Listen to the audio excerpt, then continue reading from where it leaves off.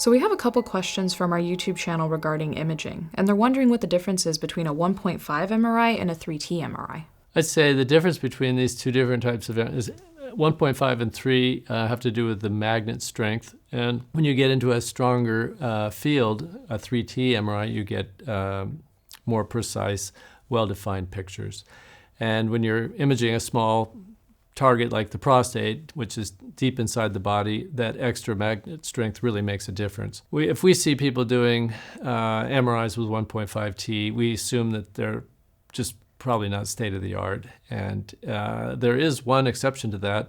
Patients that have had hip replacements, the metal in the hips, which are very close to where the prostate is, causes interference and degrades image quality in the higher power fields. And the experts tell us that the 1.5 Tesla MRIs are preferable in people that have had hip replacements that are trying to get good MRI pictures of the prostate. So it's not going to be as good as a 3T, but the 3T field strength, when the hip metal is right next to it, causes greater distortion of the picture than in a lower field. So in those cases with people who have had hip replacements and are going to get that 1.5 MRI, does that also include that they need to get an endorectal coil as well? Well, endorectal coils improve image quality to some degree, and since you are working with a less powerful field, an endorectal coil might improve the imaging to some degree and be useful.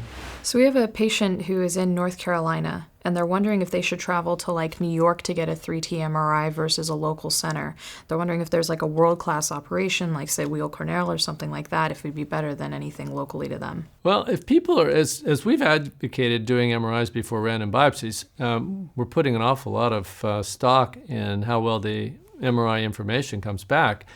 And I would never be comfortable just going to any old facility and saying, do an MRI on me, and then trust my life that when the report comes back says there's no cancer present, that we can truly trust it, because there's a lot of training that goes into learning how to read MRIs properly. And unfortunately, many of the radiologists out there are unaware of their deficiencies. And so they'll read these things out. Maybe someone's paying them to read their MRIs. Maybe they're a contracted radiologist, but haven't had the necessary training and experience to really know what they're looking at. One way to work around that, of course, is to go ahead and have the MRI done locally, but then have it overread at a center of excellence. You mentioned some of the facilities in New York, like Cornell, NYU, Memorial Sloan Kettering, or out here on the West Coast, UCLA and UCSF. And the images can be sent there on a disc and read by the physicians at these facilities that are very experienced in reading prostate MRIs. So the two things that they'll be looking at are not only is there any unusual spots there, we call them, they're graded by PI-RADS, and if the spots are more suspicious, some sort of targeted biopsy would be warranted. But they're also looking at the image quality. So does the equipment generate adequate high-resolution images for interpretation, number one, and number two, did the people that are taking the pictures, the technicians, adjust the contrast and all those different factors to ensure images that can be interpreted. So all that can be reviewed at a reference center, such as the ones I've mentioned, and they can tell you that the images are acceptable or unacceptable. And then if they are acceptable, they can be overread at a reference institution. Rereading an MRI like that, what is the average cost? And I'm imagining it's not covered by insurance by any means. I'm not really sure. I don't. We do this a lot, and I don't get a lot of complaints, so I don't think it's particularly expensive.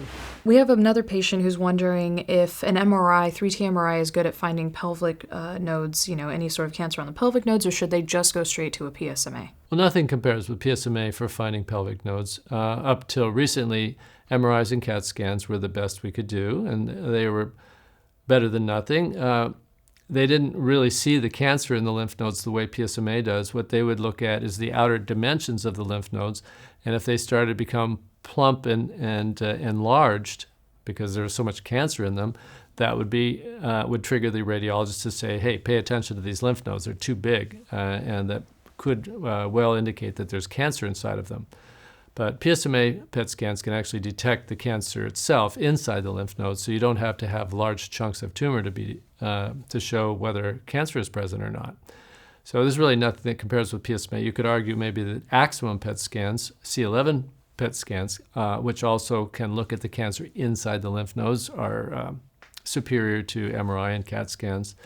But in my opinion, the PSMA PET scans are going to offer the most precision. So if an MRI or a PSMA does find cancer in the lymph nodes, do they automatically need to biopsy it? Does that mean it's a higher grade of cancer? I mean, it depends so much on the situation. So if you have someone with a PSA of 60 and you find enlarged lymph nodes on an MRI, I don't think you need to go biopsying anybody. The PSMA PET scan is cancer specific. So in a sense, you're almost getting a biopsy. So PSMA only lights up with prostate cancer. It's not looking at the dimensions of the nodes, which could be enlarged for a variety of non-cancerous reasons. It's looking only if cancer is present. So people that have had a PSMA and typically would not need a biopsy to confirm that it's cancer, you know already that it's cancer. Hey everybody, it's me and my dog Hunter. We're giving him treats over here. But yeah, go ahead and check out his Instagram at Sir Hunter the Dal, and go ahead and subscribe to our YouTube channel. We come out with new prostate cancer videos every week, yes we do.